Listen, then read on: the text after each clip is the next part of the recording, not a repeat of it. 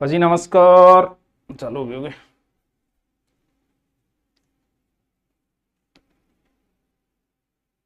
आयो।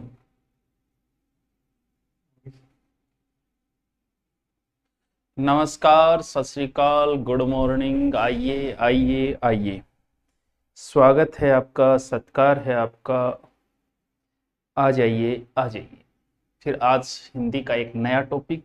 बहुत सारे टॉपिक हो चुके हैं, लेकिन फोर्थ ग्रेड ऋषि मीणा बूजेतया कितो आई लव यू लिखिए। कृष्णा तू सो जाब अभी सुनाऊ तेम थोड़ी हो क्यों। राम राम राम राम भाई राम राम। शेखावाटी से प्रणाम प्रणाम भाई प्रणाम। और राम राम आठ साहब राम राम। आ जाओ थे, जल्दी आ जाओ ताकि फिर मैं पढ़ाना शुरू करूं। हाँ, आप सबका स्वागत है।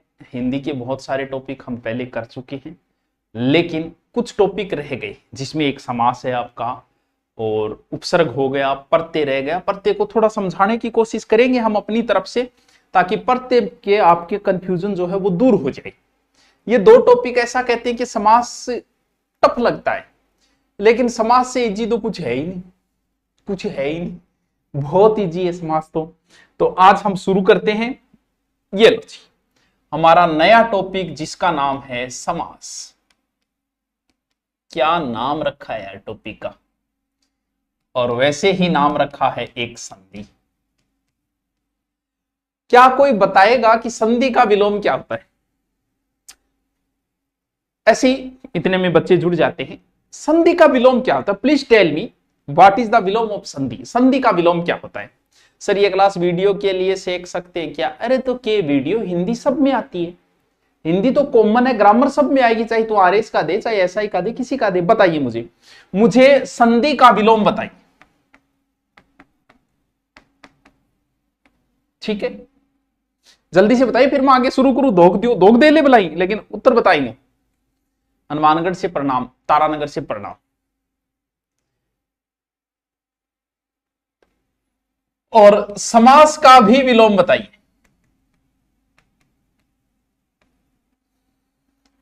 हाँ, और उपसर्ग का भी विलोम बताइए। ये तीनों विलोम जो सही बताएगा वो तो इंटेलिजेंट है ही, उसका तो हो गया सिलेक्शन। तीनों के विलोम बताइए मुझे कि समास का क्या होगा, संधि का क्या होगा, उपसर्ग का क्या होगा।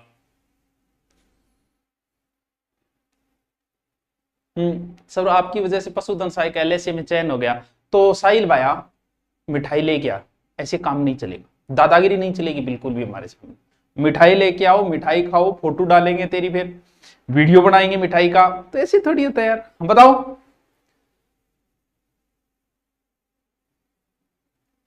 हाँ, संधि का विग्रह। अब बहुत सा तो संधि को समास कर देगा।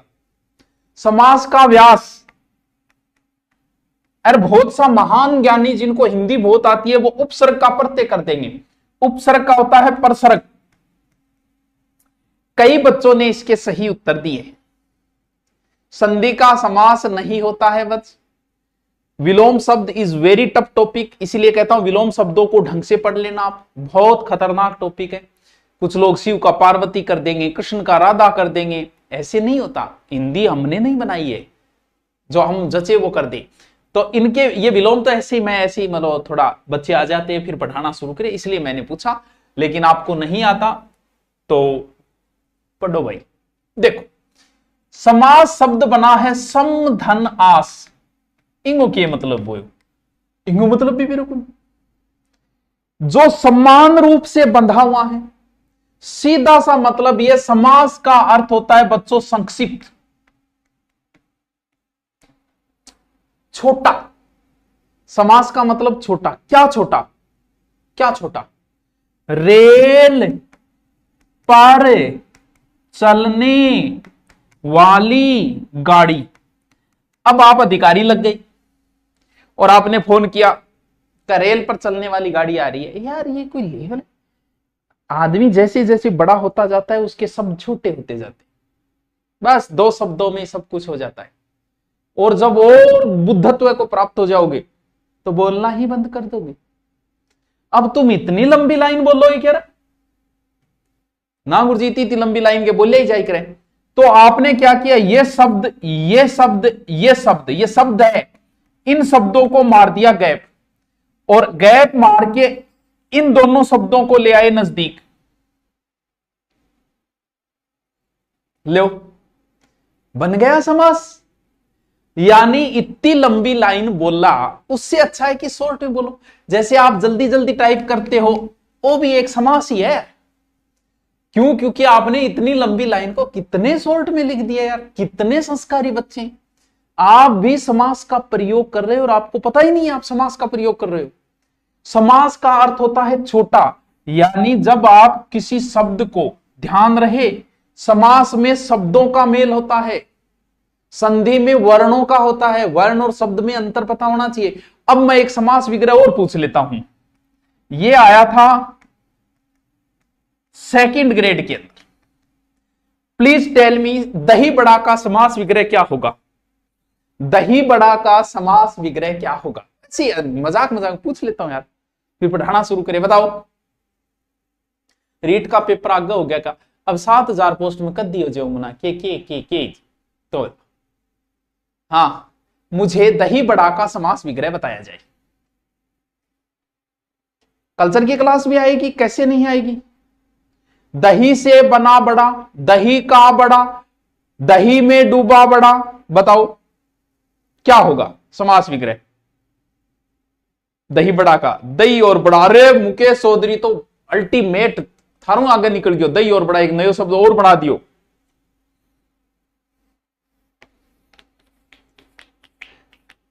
दही बड़ा ये सेकंड ग्रेड में आया था, से कंफ्यूज हो गया। लगभग तो करके आया कि दही से बना बड़ा। अब थे बताओ यार, दही ऊपर सो बड़ो बने, पहले आता हूं बड़ो दाड़ू बने, दही से तो कोई बड़ा बनता ही नहीं। और लगभग वही ठोक के आ गया। दही बड़ा होता है दही में डूबा बड़ा। दही में डूबेड़ो है वो, ना कि दही और बड़ा, दही से बना बड़ा, दही का बड़ा, ऐसे नहीं होता।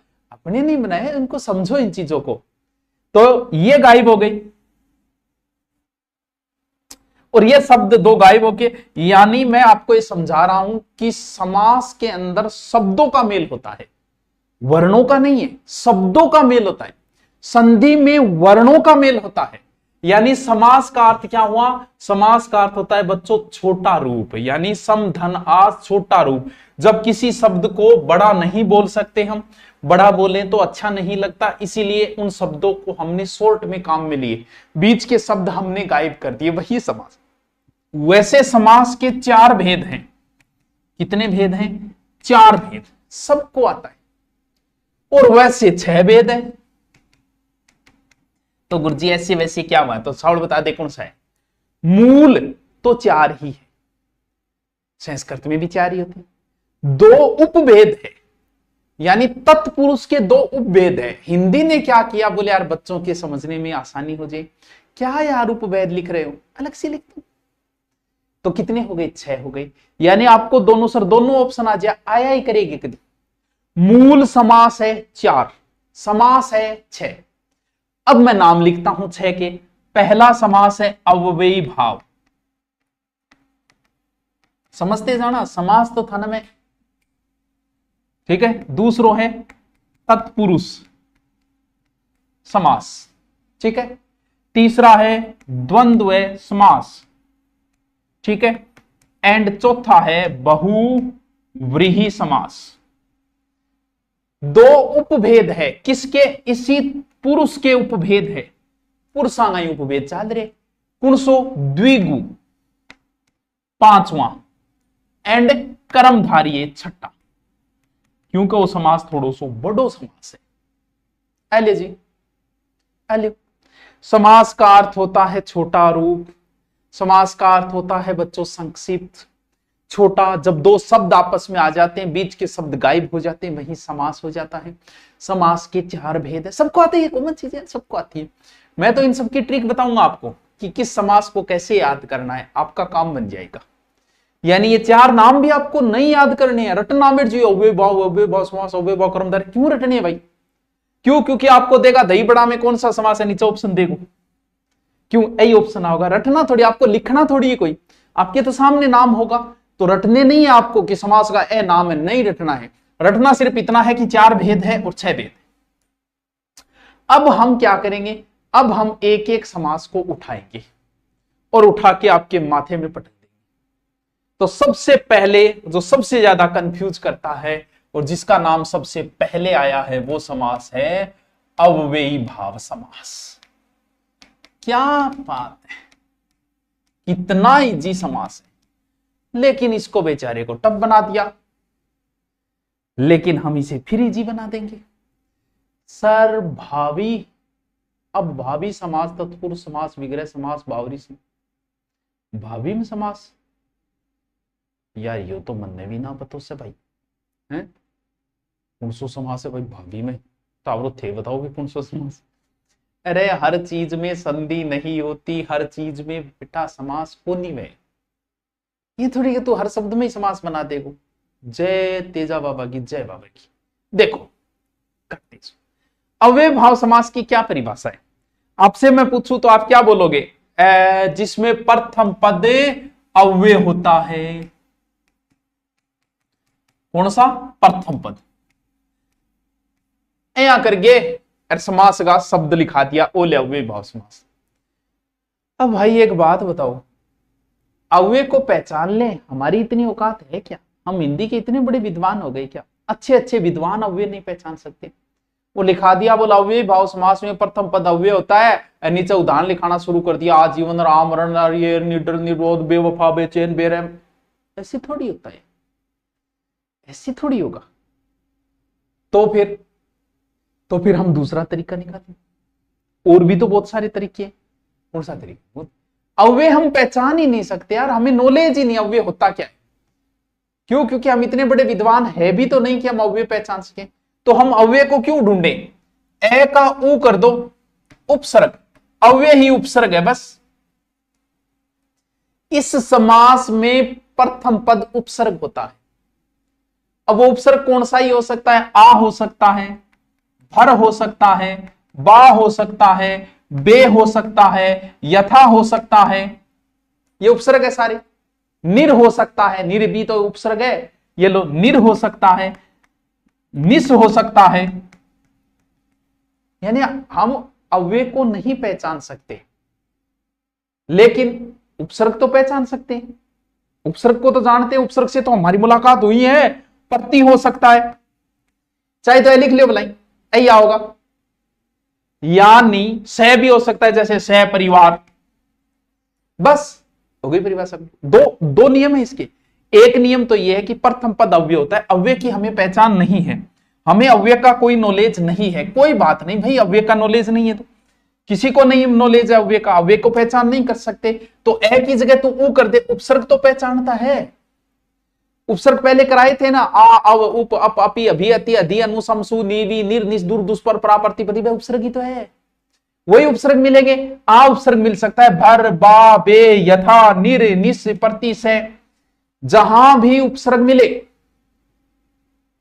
बस हो गया अव्यय भाव समास। देखते हैं उदाहरण, जैसे आजीवन, इसका विग्रह कभी नहीं पूछा जाएगा, विग्रह कभी भी नहीं पूछा जाएगा, बस हमेशा क्या पूछा जाएगा? समास पूछा जाएगा। क्यों? विग्रह कोई इसका होता है, विग्रह कुछ चीजों के टप होते हैं वो पूछे जाते हैं। जैसे वो पूछेगा सिर दर्द, सिर का दर्द, सिर में दर्द, कन्यादान, कन्या का दान, कन्या के लिए दान, कन्या को दान, वहां कंफ्यूजन हो जाता है यार। दही बड़ा, दही का बड़ा, दही में बड़ा। रेलगाड़ी जब पहली बार पूछा गया किसी को नहीं आया था, रेल पर चलने वाली गाड़ी, रेल की गाड़ी, रेल से बनी गाड़ी, यहां गड़बड़ हो गई। इसका नहीं पूछा जाता। आजीवन क्या है? जीवन पर्यंत, जीवन तक। क्या विग्रह इसमें? विग्रह कहां टप हुआ? इसीलिए इसमें हमेशा समास पूछा जाता है, विग्रह नहीं पूछा जाता। आमरण क्या पूछेगा? मरण तक क्या है? आजन्म, जन्म तक। विग्रह पूछेगा ही नहीं। आप तो बस आ देखा, आ देखते ही ऊ मतलब उपसर्ग, उपसर्ग मतलब अव्यय भाव, बस।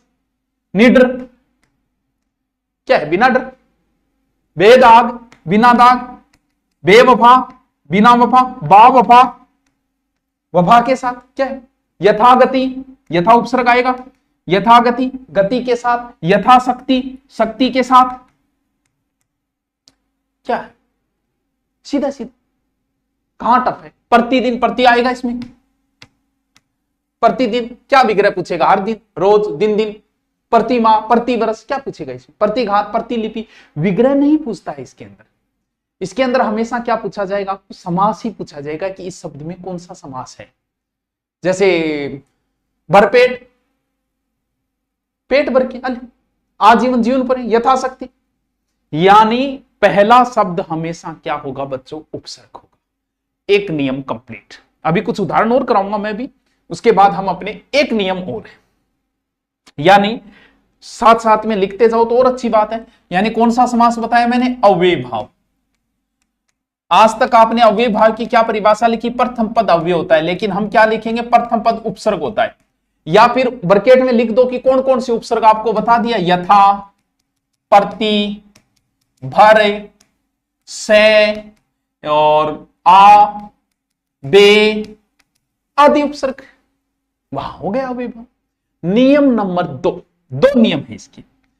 अगर शब्द की पुनरावृत्ति है, शब्द की क्या है? पुनरावृत्ति। पुनरावृत्ति मतलब शब्द दो बार आ गया, जैसे दिनों दिन, दिनों दिन, दिन और दिन दो बार आ गया ना शब्द। बीचों बीच, बीचों बीच शब्द क्या है? दो बार। रातों रात, भागम भाग, शब्द की क्या हो रही है?